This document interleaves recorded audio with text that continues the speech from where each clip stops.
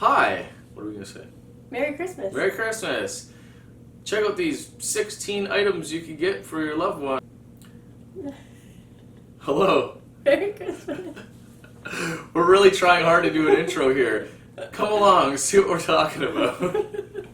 So I got a lot of requests to do a gear-specific video about maybe what you could get your significant other for Christmas, or ideas for specific gear-related Christmas presents. Seeing as how it's winter, it's almost Christmas, we're going to focus on winter-type gear for winter-type activities. Cold weather. Tripping, as it were. Okay, so yeah, a lot of these things I have multiples of, and over the course of how long have I been asking for this stuff for Christmas and stuff? Forever. So over the course of my whole life, honestly, really probably the past 10, 15 years, I've been just accumulating gear. We were broke before, you know what I mean? We didn't have money, and it took a long time to accumulate gear through Christmas presents, through birthday presents, all that stuff. And I was getting low-end gear at first and working my way towards getting lighter quality, lighter, better gear that packs down smaller. So I'll try my best to give you a few options of each piece of gear that I have, an economic version, and then more lightweight quality version. Not that the economic things aren't quality sometimes, it's just a lot of the times they're a little more bulky and heavy, and when you're doing these distance things, that matters. Sorry. You can go get a drink. You can go get a drink. Alright. So let's start. What should we start with? Wow. Well, let's start with sleeping bags to keep you nice and warm. Nice and warm. Okay. So behind me I have one of my oldest sleeping bags I have. This, when I bought this from Mountain Equipment Co-op. Okay, so if you're in Canada, you'll understand what I'm talking about, mech. But if you're in the States, REI is basically the same thing. Is my head getting cut off? It is. REI is basically the same thing. And the good thing about those stores is that they have their own brands, right? Where they'll be cheaper for you to buy, and they're still relatively good. This one is probably a poor example of that, whereas I bought this, well, before we went to Sault Ste. Me and Kay went to Sault Ste. That's got to be 7 years ago or something like that. Yeah. 6 years ago. Anyways, I've had this for a long time. This was supposed to be a -3 Celsius sleeping bag, a down sleeping bag. So I would always recommend getting down, and if you can get the treated down, the DWR down, that's even better. There's a few reasons. It's lighter weight. A lot of times it's warmer. There is a downfall to it. If it gets wet, it starts having a lot of condensation in it. It starts losing its warmth, and that's not good, especially on a multiple day winter trip. But it's still very good, and the likelihood of you getting it soaked where it's going to keep you warm is slim and nil. And if you get a sunny day, a windy day, you can hang this up and it will dry it and wick away that moisture. So this was supposed to be a -3 Celsius bag. I got a rebate. I got a letter in the mail maybe a year later saying that the rating was off, and it was supposed to be a +3 Celsius bag. So I had been using this in the very cold temperatures, sleeping and shivering, thinking I'm just the coldest sleeper in the world. Anyways, I got a rebate for it. I ended up keeping it and getting like $40 back, whatever. I love the sleeping bag. It's my summer bag. It packs down extremely small. So my point is, go to REI, go to MEC if you're looking for an economical sleeping bag, hoping that the rating will be true.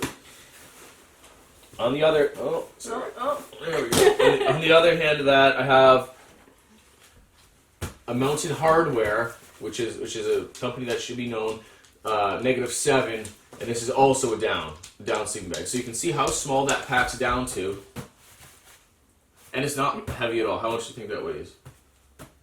3 pounds, maybe? 3 pounds? I think it weighs like a pound. Really? Yeah. No, I guess I won't. There you go. So it weighs about a pound, maybe, if that.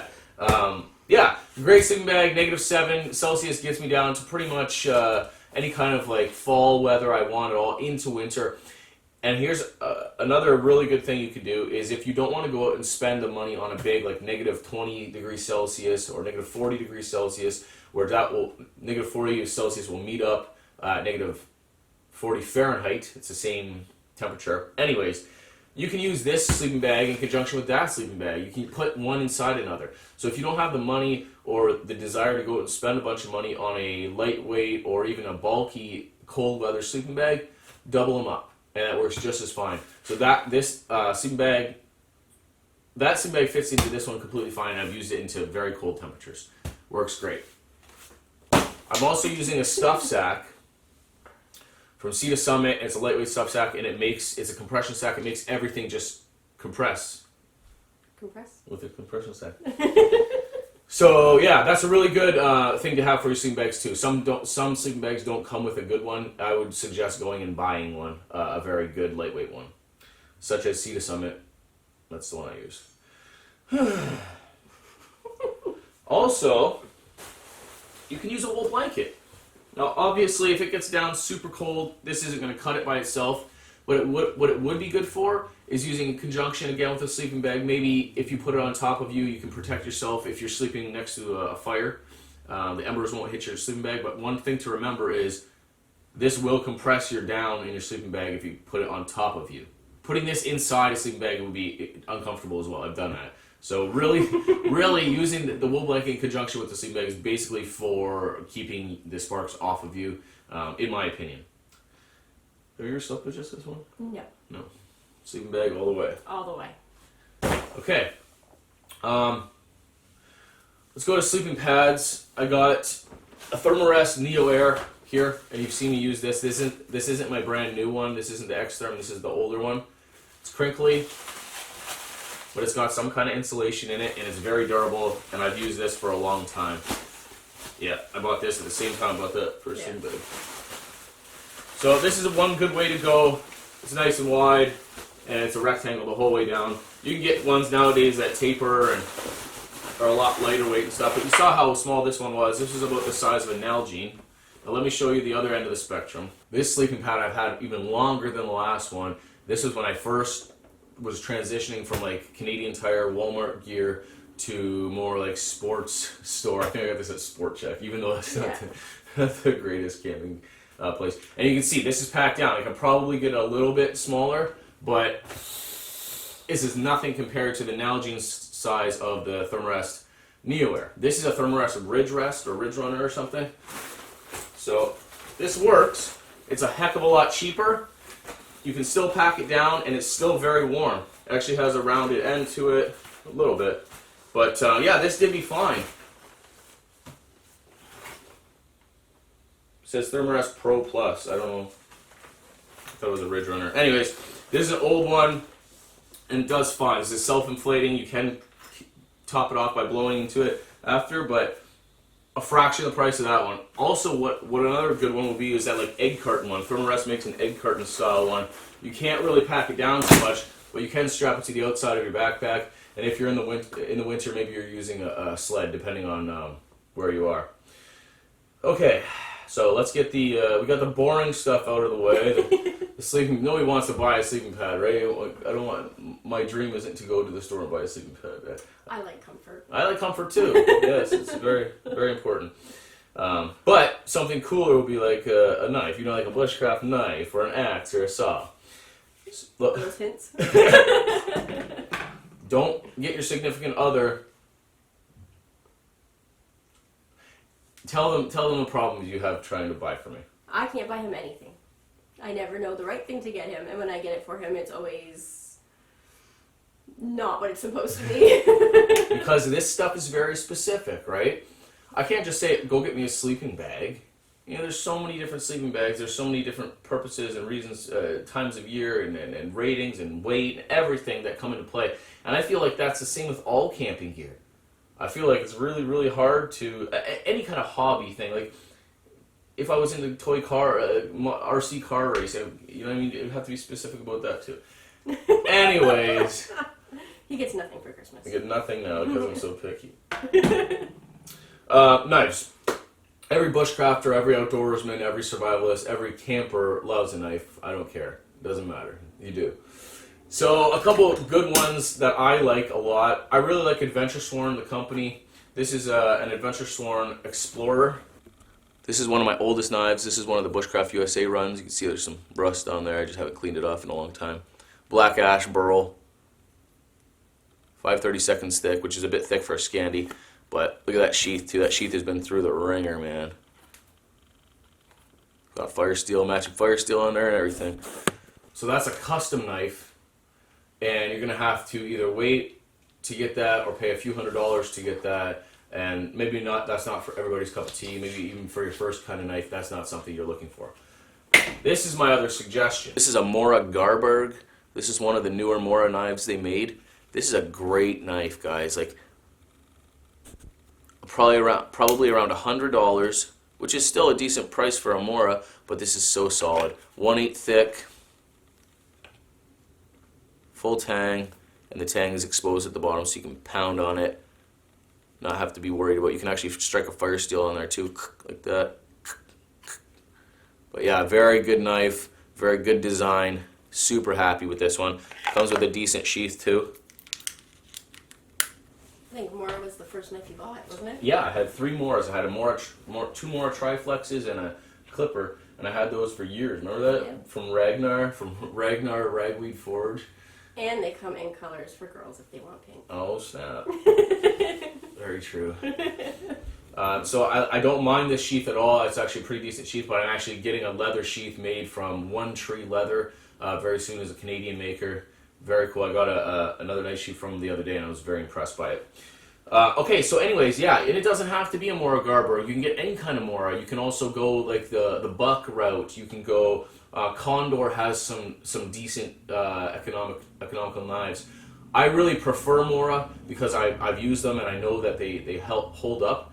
They're very durable for the price. Exactly, and this one's way more durable than the other ones. This is the most durable one I've seen yet. So other cutting tools, we should move on to that. Saws. Dependent on what the situation is, how the camp is, where you're going, if you're trying to be discreet, tons of variables. But I have 3 separate saws that I think would cover all the bases. The first one, what? What? She's making fun of me.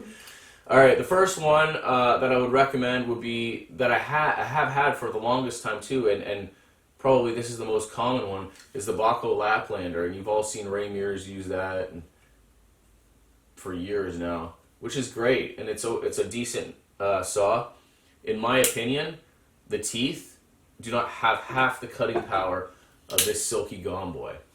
So look at the size difference, right? Already you got such a bigger blade on the Silky. The Silky cuts on the pull. There are disadvantages of the Silky. Every single Silky you're going to see, has a broken off tip or a bent tip.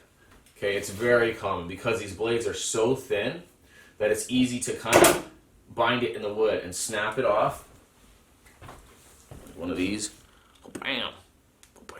That's why you're supposed to pull the piece of wood that you're supposed to be cutting. Isn't supposed to be like more than half the thickness or length of the saw blade. So when you're cutting, you should be able to have enough room where you're not going to bind it and jam and get one of those, because it will snap. But this is the Silky Gomboy. I had a Silky Pocket Boy first, which is much smaller than this, probably half the size. But again, you can see the size difference on these guys. And look at the teeth.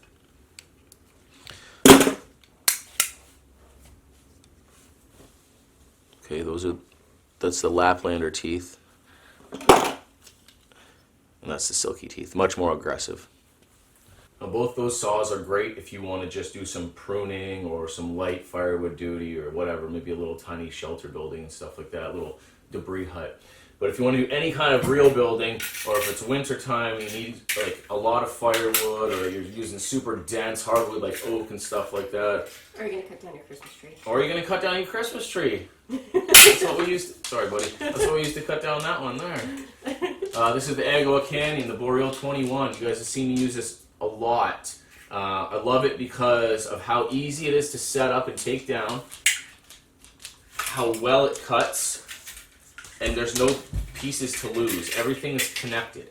On some buck saws and bow saws, there's different pieces that you can lose, which is very easy to do. But this, she's solid, right? There's a few different blades you can get with this, a few different colors of the saw, and all that stuff. I highly recommend this as a buck saw. It's done me very well.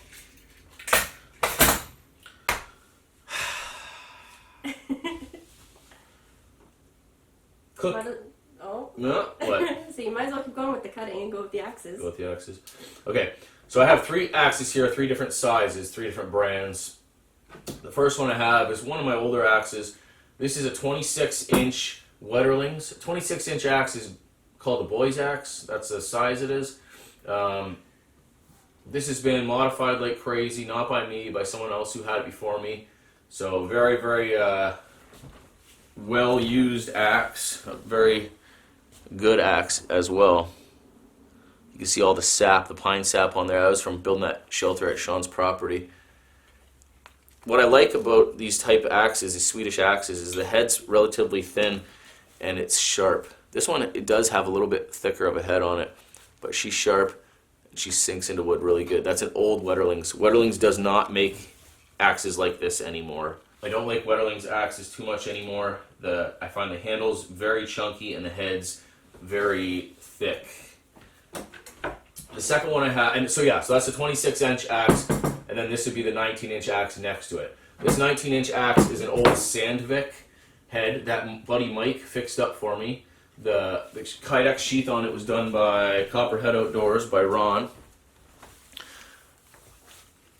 And this is a good example of not spending a lot of money on an axe. That Wetterlings axe would have been a couple $100.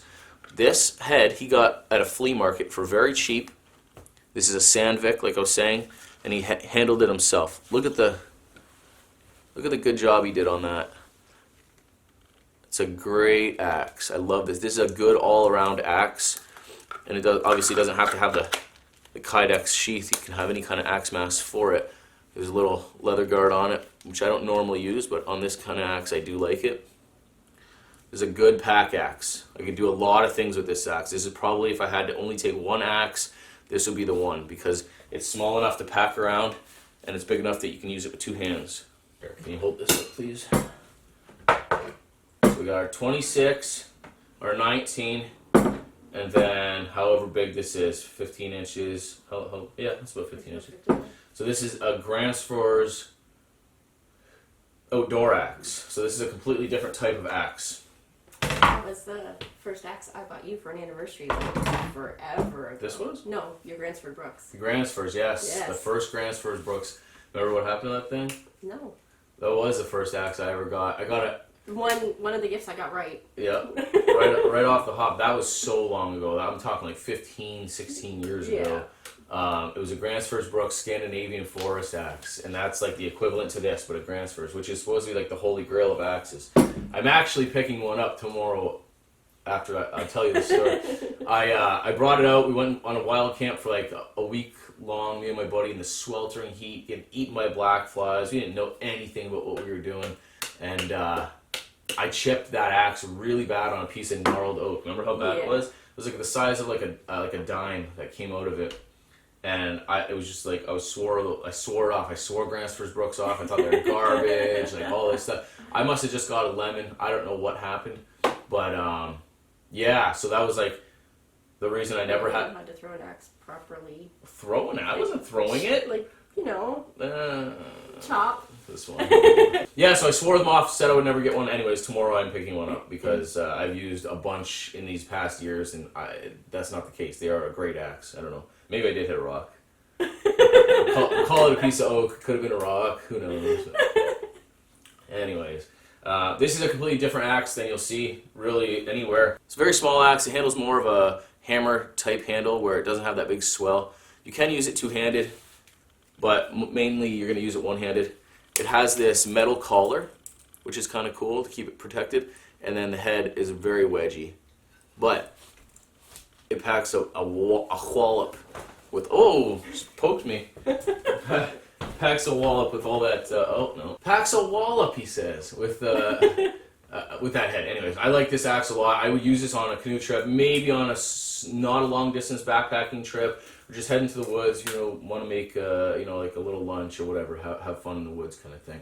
This axe is very discreet, slide it in your pack, good to go. I got this at Canadian Outdoor Equipment. It's online. Okay. So, moral of the story on axes, don't have to be expensive. You can get a council tool axe that's already made up for a pretty cheap price, or you can make one up yourself. Buy a handle, buy a head at a flea market or somewhere like that, a garage sale, and fix it up yourself. It's a lot of fun.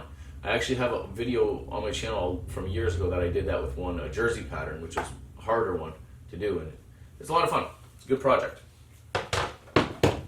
Let's go cooking gear, cooking implements. I have 3 here. This is definitely not going to cover all your needs for cooking, but boiling water, being able to boil water in the winter time, melt snow, or like cook up soup or stew, stuff like that is very important. You do need a metal cooking implement. So I started off with this. This is a Seirra cup. All this is like a Canadian Tire Walmart metal cup that nests, an Nalgene nests right inside of it. The handles actually come off very easily. And then you can make a wire bail around the top. There's a lip, and all you would do is just make a wire bail there and then have one hang over the top. I have videos of that too back in the day. And then I made a lid out of like an apple juice container, put some holes in it, put a handle on it, and then yeah, you can either set it right in the coals or hang it. And that did me for years. Like it's small, you know what I mean? I only really made like cup of soup and tea and that and stuff in there, but it worked. Hot chocolate. Hot chocolate. The next up, what I've had for a very long time as well, is this is a Zebra Billy can, the 12 centimeter one. Remember I got this in like the suit? Yeah. So this is very old. This comes with a lid, an inside dish, and then a pretty decent sized pot. You can cook eggs in the top with water in the bottom. You can do tons of stuff. You can bake in this. This is a great piece of kit. Comes with a decent bail with a little loop on the top, so it actually sits good. A lot of guys were modifying these with wire around, taking this off so you could slide it on like a bird beak notch you made, because it's kind of thick, but I've never found it necessary. I really like this. And I have 3 sizes of this. I have a 10 centimeter, 12 centimeter, and a 14. This is the middle. This is the 12. It's heavy. It's steel.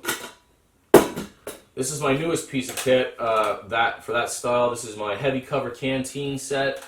Obviously, you've seen me use this a bunch of times. This is titanium, super lightweight, super bomb-proof. Throw this down a hill, and it takes the heat very well. Titanium is used in like plane engines and stuff. Like you can put this right in hot coals. You're not going to warp it. She's good to go. Yeah, heavy cover. You can check that out. That's online as well. Heavy cover titanium. As far as shelter, in the wintertime, you're either using a tarp, you're going to be using like a 4-season tent, a hot tent, maybe you're building a shelter yourself. I like to use, if I'm not using my hot tent, I really like to use a tarp. This is my old Bushcraft Outfitters 10x10 Coyote tarp. This is a ripstop tarp, nylon, and I like it a lot. It's not sil nylon, so it's not the lightest in the world, but it's not the heaviest either, and it's super durable. I ripped it one time.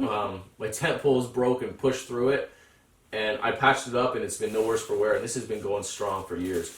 Love this tarp. Just can you smell it? I sure can. Reeks of smoke. I swear, when I put this up in the spring or the summer, the bugs just go away because of the smoke smell. This is, yeah, again, Bushcraft Outfitters. You can find them on there. They still have them. They have a bunch of different ones.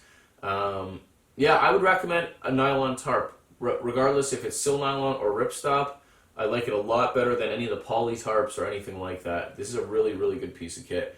I think I paid $60 for this like 8 years ago, 6 years ago, and it's been going strong. Tarps are good. Tarps are really good in the winter. Every season. Every season. The only reason I don't use a tarp is if there's bugs. Yeah. But you still could find other uses for it. Yes. Yeah, tarps are useful, for sure. Gloves. Got 2 pairs of gloves here. Really, this is only what I would do in the wintertime. I've kind of cut out all the other gloves I ever wore. I have a pair of leather gloves that are insulated here. These are called Hestra fall line gloves. Okay, and they do me from the fall until the winter, and I'll use them in the winter as well. but when it's too cold, I use my choppers. And these are military surplus. They're huge. They're leather. They've got a wool liner. So between my Hestra falling gloves and my choppers, I have all my bases covered. I can touch fire with this. I can hike with these. I can sit around the camp with these. They slide on and off super easily. The wool on the inside is dense, and you can take it out if you need to. There's a little snot rag on the back, which I know is not a snot rag. It's for like cleaning your glasses off and stuff, but works good, you know. I got these at a surplus store for $30, and Will was researching these the other day because they're almost on their way out, and I was saying I might need a new pair. How much did you find for? They were typically between 150 and 190 American. American. And some of the places have them on sale right now for 120 American. Do you remember that place? No. Amazon? I think it was Amazon, yeah. So they're expensive. I got these on sale at on a website called liveoutthere.ca, and I was really happy to get them for a cheap price, partly because my hands are little girl hands. I think that's why they had this size left. But that's a lot of money for gloves, guys, like a whole lot of money for gloves. You can go to the store and get a pair of normal leather gloves without any insulation and just use those. And then if you're moving around and stuff, obviously you're going to be warmer, sitting still. $30, man, at the surplus store. And they sell like high-end styles of these, but I've never found a reason to get one. These are very good. I think they're Canadian military, if I'm not mistaken. Pants. Okay, you guys have seen me wear these Fjallraven pants for years now. Okay, they're expensive too. Don't get me wrong. I'm not saying you need to go get these. I'm not saying these are gonna make you a better woodsman or make your time outdoors more enjoyable or anything like that. But for me, they have features on them that I love. I always get asked about them, so that's why I'm talking about them. And they're durable. They're durable as hell, yeah. These are my Fjallraven Vidda Pro trousers. They've got reinforced knees. They've got pockets underneath. You can slide a pad up the knees so you can not kill your knees when you're out in the bush. They've got these closures on the bottom that I really like. These elastic closures. You can cinch it down and have a tight cuff. Reinforced butt, axe loop, pocket, a bunch of cargo pockets, and you can wax them as well. I've never waxed any of my Fjallravens, but you can. These are more for hiking. So these are my Bushcraft pants. These are like lightweight, but no venting, no nylon on them at all. These are super durable, walk through brambles, everything with them. These are more of my hiking pants that I have the option to vent. So all here is a stretchy nylon material, like elastic material, sorry. And then down here is that G1000, the normal Fjallraven material. And then on the sides you do have venting, and then down below you have venting. You have the same closures on the cuff. You can see on the butt of these, they're all full of balsam fir resin, again from building that shelter at Sean's place. That's not coming out. But yeah, these are what? Said I tried. Yeah. These are what I'd be using for hiking because you can vent them and stuff. In the wintertime, all I do is I wear a pair of decent long johns underneath those. Normally I do wear the kebs because I can vent them and I do get overheated wearing the long johns. So that's a good winter pant, a very good winter pant. They're a couple $100 for real. Fjallraven, it's like Fjallraven, and they're Swedish. Yeah, great pants, expensive pants, but again, I've had them for years and I do love them. And he's been through many pairs of pants. Before that. Yeah. Thrown them, burned them. Mm-hmm. Yeah, that's one thing with the kebs is that if you do get ember on you in the elastic part, it will burn through that for sure. And getting embers on you happens when you're outside. Lighting, illumination, flashlights. So for the longest time, I used this Phoenix headlamp. I like a headlamp. So imagine, like, this is a great light. This is a Thrunite flashlight. It's a great light. Yeah, it's fantastic. But I don't want to hold this when I'm out in the woods trying to do stuff, right? Like, you need your hands. So I really, really, really like headlamps. I'm never going to only I might bring this as a backup, but I'll always bring a headlamp as my main. For the longest time, I used this Phoenix. It's a good one. It's called the HL50. Pops off of here if you want it to. You can use it a couple different ways. You can clip it on a backpack, all that stuff. Problem with this one is it takes a C125 battery, which is like $20 for 2 of them. Yep. And they burn out pretty quick. You go quick. This is my first headlamp, my first good one. This is a Petzl Tika, and you can get these anywhere, like Canadian Tire, Walmart, maybe not Walmart, but like Sport Chek, all that kind of stuff. This takes 3 AAA batteries, which again isn't the most convenient. It's an okay light, doesn't have the brightest functions. My favorite flashlight of all time, my favorite headlamp of all time, has to be this Thrunite T100. TH20. This is not a sponsored video by Thrunite. I have not done a Thrunite video in years. This is the same headlamp. This is like the last Thrunite video I did was for this headlamp. Fantastic headlamp. I could not have imagined it going any better. Has 3 very bright functions, and it runs on 1 AA battery, and that's my favorite. Getting 3 AAA batteries to put in this Petzl was a pain in the butt. AAAs are expensive. 1 AA, and it lasts a long time. All I have to do is bring 1 AA for a backup, even if I'm gone for over a week. Really, really like this. So does Emerald. So I would highly recommend going for a headlamp. The Petzl Tika PETZL Petzl. It's totally fine. It will work for years.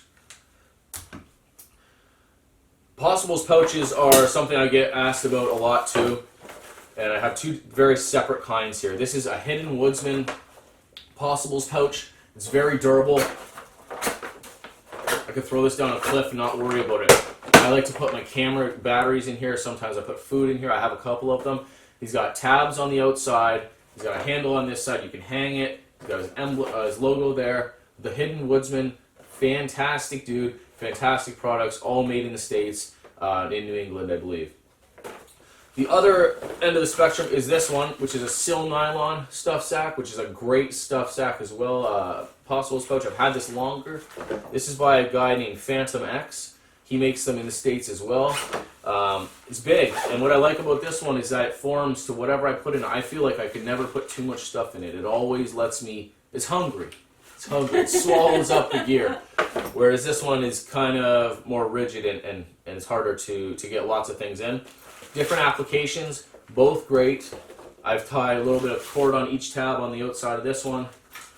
And yeah, I never go without them. My headlamp goes in there, my knife, my sharpener, my first aid kit, my compass, my butt wipes, my extra or backup water filtration, lens cleaner, all sorts of stuff goes in there all the time. I always bring one, regardless of either kind. So again, Phantomx for Sil Nylon and Hidden Woodsman for durable. Like I said before, a lot of my camping gear was accumulated for Christmases and birthdays and stuff like that. So I get a lot of questions about my watch. So I got this one right one year. You did. So I got him this. It's a Casio Pro Trek Tough Tough Solar. Yeah.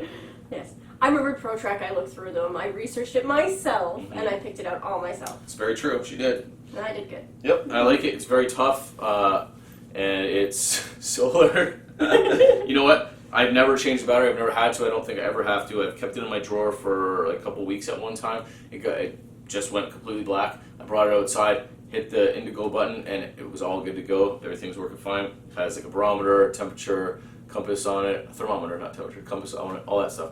Really like it. Casio Pro Trek Tough Solar. Yeah. Okay. Something I didn't really get into until like maybe a couple years ago was Twig stoves. And they can be really helpful and useful on a trip. This is all trip dependent and activity dependent, obviously, but I do really like a Twig stove. So I have 2 Twig stoves on the completely opposite ends of the spectrum here for you. The first one that I just took out is called the Bushbuddy, and you can see it doesn't fold down or anything. This is the only difference it does for packing. But the good thing about it is it fits completely in my titanium Toques 900, maybe 1100. Yeah, it is 1100. Fits in there and fits in the stuff sack and it's totally fine. Stays protected and everything. It's good. This is a Firebox stove. And you can see it completely does fold down. Folds down into a nice little package. It's heavy. This is a very heavy one. I would not bring this on a backpacking trip or a canoe trip. And maybe I can't even open it.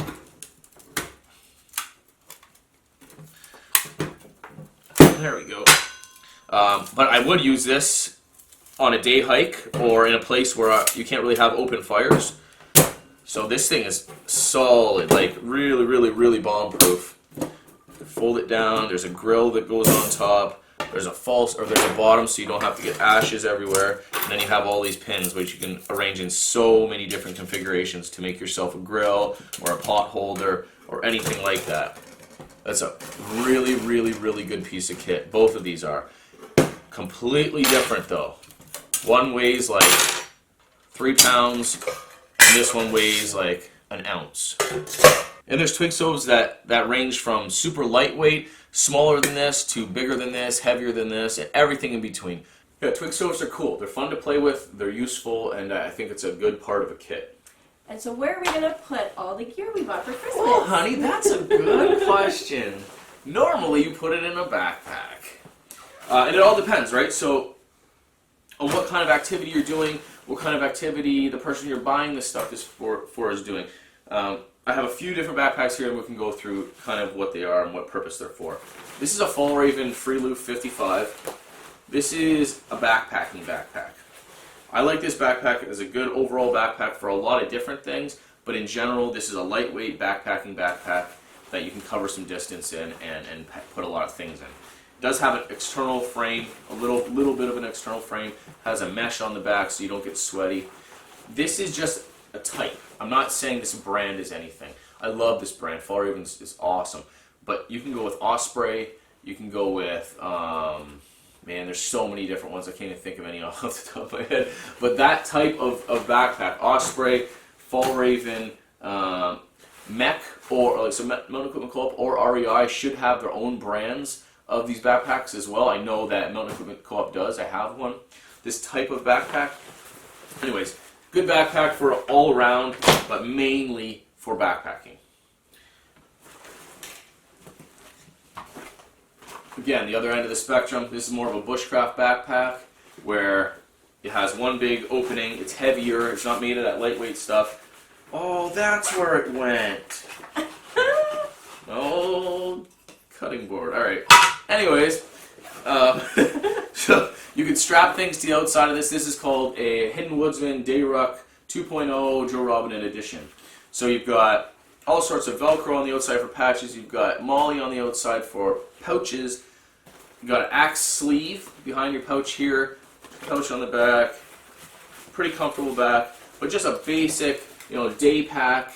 Maybe stretch it to an overnighter because there's like some loops on the bottom. You can put a sleeping bag on or a wool blanket. But that's like really, really completely opposite from the other backpack I showed. So yeah, Malcolm sells these again. Same guy as the Apostles pouch. And even smaller still is something like a Camelback day pack. So say you just want to go to the woods and you're just bringing like your canteen and maybe your knife or a little axe. All that can go in here. A thing of water, go all in here, and you're super lightweight, super convenient. Even if you're biking around or something, I really like this backpack. It has a bladder too, super comfortable, padded on the back. This is a little tiny Camelback Mule, M-U-L-E. We have packed that thing with stuff. Yeah. Yeah. Yeah, we've used this a lot. I like this backpack. It's very convenient. And then even more, the most bushcrafty style you can go, I think, is this Frost River Cliff Jacobson pack. Sorry, I said that really weird. It's a Frost River Cliff Jacobson pack. I used this on my trip to Woodland Caribou with Sean. I used this as my secondary pack. It did great for me. It's wax canvas. It's just really floppy. You know what I mean? Really, really floppy. So I used something for a frame, like a pad for a frame in the back of it. Worked good for me. I like it. It's like a nostalgic kind of thing. It's not very convenient. It's not very high speed, low drag. It's the opposite of that. But it's nice, and a lot of people really like that stuff. Frost River Cliff Jacobson pack. And then they do have a bunch of different kinds of packs. This is just one of them. I think that's about everything. Oh no, two more things. Boots. Boots are very important in the wintertime. So for myself, I've used Baffin's, big Baffin pack boots for the longest time. These are a newer version of the ones I've been wearing. You can see what the downfall would be, right? It's huge, it's cumbersome, it's heavy, and you'll sweat. They are warm. They're so warm. I'm always cold, and mine keep my feet nice and warm. Yeah, that's very true. These are furnaces on your feet, and for that reason, I've continued to use them. Another downfall about them is how big the sole is. It barely fits into my my snowshoe binding. So this year, and then this is the sole, the inside of them. This is the one I had previous. It's like this Reflectix material, and they do tend to get really sweaty, and they keep. If you move around, you warm up and you stay warm, but when you get to camp at night, if your feet have been sweating all day and you're just sitting around there, it's really bad. You get cold and frozen, and it's not a good call. So what I think I'm going to do this year is buy a pair of Solomon or maybe even Baffin's, if they do have them, the winter hiking boot, the small ankle boot, and I'll use a barrier sock with that, and I do have booties. I have down booties. Oh, I'm going to go run and grab them. I'll show you. So I got these last year at Mac Mountain Equipment Co-op. They're down on the bottom. They have a rubber, and they pack down to nothing, and they weigh very little. So when I get to camp this winter, whether it be if I'm cold camping outside under a tarp or if I'm hot tenting with a wood stove, I want to be using those boots that I was saying, the smaller hiking boots, the warm ones, and then changing into these when I get to camp. I'll change my sock out and I'll change these. And I'm going to try that method this year for the whole winter and see how that goes. Because They're like little sleeping bags for your feet. They're like little sleeping bags for your feet. Because I don't want to wear those big furnace things anymore. It's just too much. It's too cumbersome. It's hard to walk. So I do love them, and I think for like hunting or ice fishing or like going on your sled, your skidoo, your snow machine, I think that these would be good. You put all the survival kit in the pocket, which is, oh my goodness, I have one. Oh, it's just a flashlight. Anyways, oh no, I do. I have an emergency blanket in there too. Nope, it's just garbage. Look at that. It's a wrapper from. It's a wrapper from years ago from food. Learned all sorts of stuff. Okay, last thing. Last thing is a jacket or a coat. I have two different options of down here. I like a down, so I'll bring on winter camp. I'll bring like a sweater like this, and then a wool shirt, like my Fjallraven granite shirt, which is like a button-up wool shirt. But then I'll bring also down. I call it my puffy coat. I'm sure a lot of people call it a puffy coat. This is a Mountain Hardwear down vest that I'll use sometimes. Obviously, it's not a full down coat. This is like 700 fill. I think this is called the, I don't remember, Mountain Hardwear puffy coat. And then this one I've had forever. You guys have seen me use this a lot of times. This is my uplink from Meth. This is actually the uplink 2. This one has the hood on it. And this is synthetic. This isn't down. This is like a synthetic down material insulation. It's your second one, isn't it? It is my second one. It works great. I still have the first one. I wear it even more. Full patches. Yes, full patches. Full patches. Great pieces of kit. So even if, and they pack down, that's the thing. You can use it as a pillow. It packs down into its own pocket, which a lot of them do. And even if you don't do it like that, if you don't transport it like that, this fills the crevices and the cracks in your backpack very nicely. And it's always worth bringing. It really doesn't take up room or space, and it can save your life literally. It's a very good piece of kit to have. That was a lot. I think you've covered it all. I've covered most. I'm sure people will point out things that I haven't covered, but that's okay. Okay, well, I hope this gave you guys some ideas of what to get yourself, your spouse, your significant other, your friend, if they're into camping or cold weather being outside. I wish I had help. Well, upload the video, you can watch it, and it'll be good. But yeah, let me know if there's any questions. Let me know if you enjoyed this video, if you liked this type of video, if it was informative for you. I had a lot of people asking for it, so I figured let's do it. It's a crappy day outside, super windy. I wouldn't be able to get anything past this microphone anyway. So thanks for helping me, honey. No problem, babe. We'll see you guys on the next one. See you guys in the next one.